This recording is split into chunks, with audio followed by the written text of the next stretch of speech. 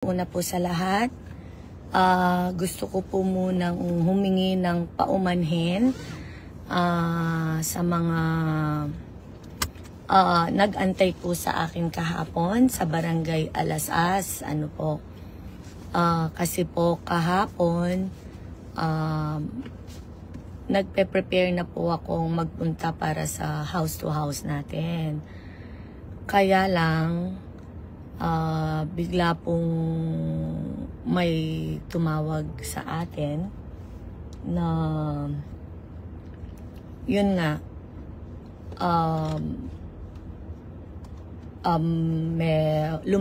na ano daw po yung warrant natin. So, gusto ko pa rin pong ipagpatuloy, pero syempre,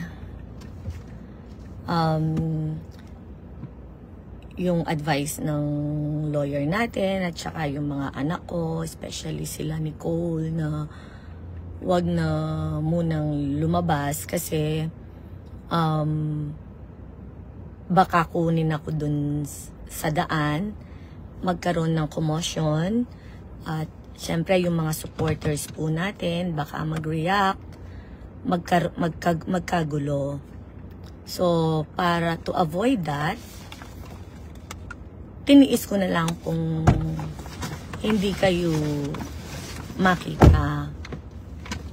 Kaya sorry po sa mga taga Alasas, Barangay Alasas. Alam ko po nag-intay po kayo sa akin.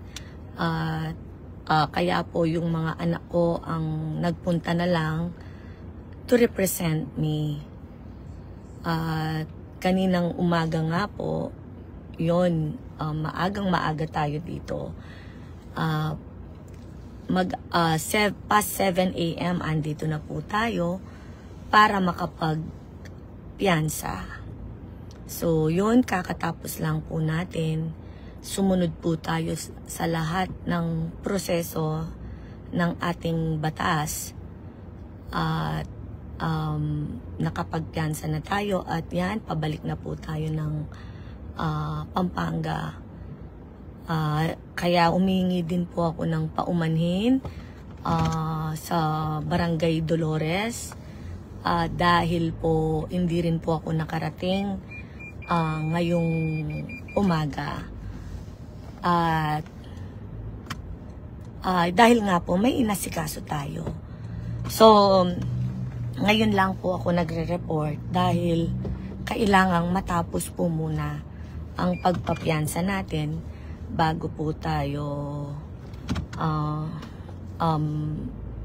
magkapagsalita ngayon. Kasi ayaw po nating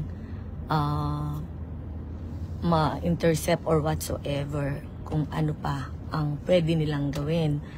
Kaya sorry po, at alam ko may nag-prepare po sa Barangay Dolores ngayon. Paumanhin po. Alam ko po, naiintindihan nyo kung ano ang sitwasyon meron tayo ngayon. Dahil siguro talaga lumalaban tayo, kaya ganito yung ginagawa nila sa atin. Pero hanggang sa dulo po, lalaban tayo, tatapusin po natin ang laban natin to. At naniniwala ako, sa tulong po ng bawat isa, sa tulong ng bawat Fernandinos, malalampasan po natin ang mga ganitong pagsubok. May awa po ang Diyos. Kaya yun po, abangan niyo po ako dahil nakapagpiyansa na po tayo. Abangan niyo po ako, itutuloy-tuloy pa rin po natin yung paglalakad natin.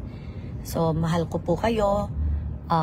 Kapit lang po, mga kapwa ko Fernandinos, dahil hindi tayo pababayaan ng Diyos. Maraming salamat po sa pakikinig ninyo sa akin, at sa walang sawang pagsuporta niyo po sa team Laban San Fernando. Sa mga katim ko po, maraming salamat po, especially sa sa partner natin, sa Vice Mayor natin, kay future Vice Mayor Brence Gonzales.